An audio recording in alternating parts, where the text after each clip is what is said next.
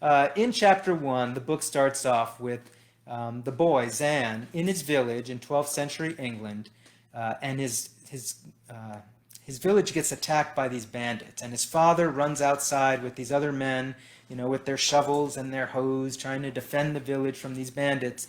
And Zan runs out. He's only 11 years old, and he runs out behind his dad, and he wants to help his dad defend against the bandits.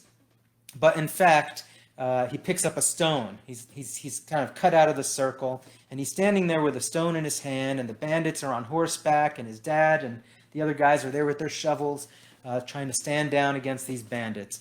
And the one bandit who's particularly evil is Rummy. He's got a nasty scar along his cheek, and he's the one I'm going to start off with near the very end of chapter 1, because Rummy is the one who is about to threaten Zan's father's life, and so we'll see what happens.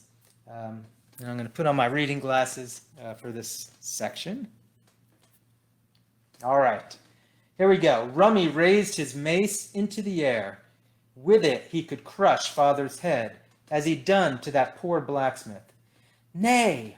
The boy threw the stone with all his might. It struck Rummy in the center of his ugly nose, sending him flying off his saddle to the dirt with a thud and a grunt.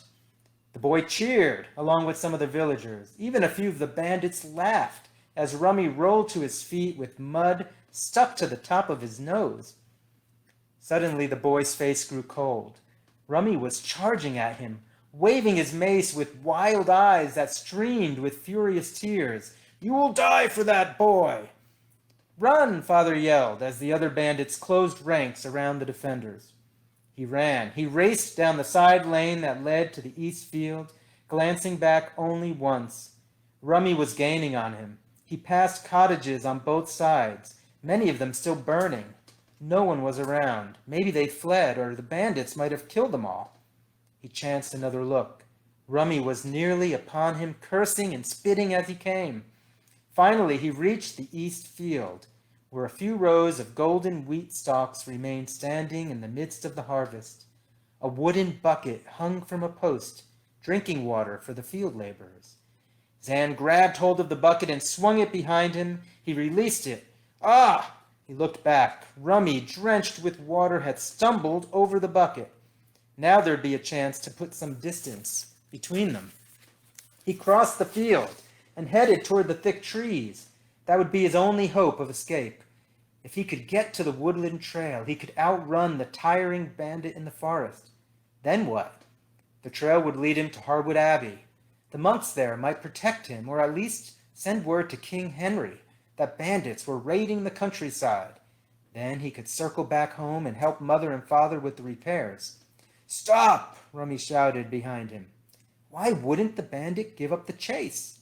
That stone must have hurt more than just his nose. His reputation with the other bandits might be at risk. They'd laughed at him.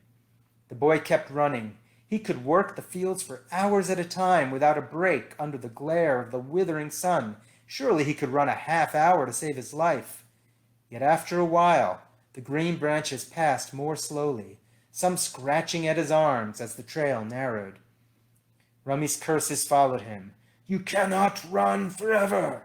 The bandit must be near exhaustion by now. The trail opened to its widest point, with a clear path to Harwood Abbey. His woolen tunic clung to the sweat on his back, despite the frosty morning air. Pain in his side, cramping muscles pleading for a break. Nay, Rummy was still pursuing. Suddenly his foot hit something, and he plunged to the dirt with a yelp. The tree's thick roots stretching across the trail shouldn't have surprised him.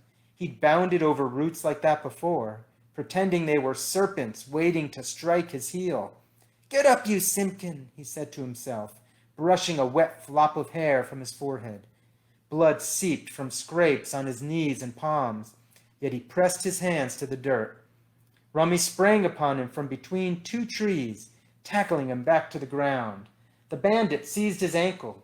He couldn't get back on his feet now. He kicked and hollered, but Rummy's icy grip seemed unbreakable. Now die, boy! Lord, save me, he thought. Rummy growled and raised the mace high to strike him. Darkness. Then out of darkness came piercing bright light, just for a moment. Dizziness, darkness again. Rough arms under his legs, around his back, bobbing back and forth.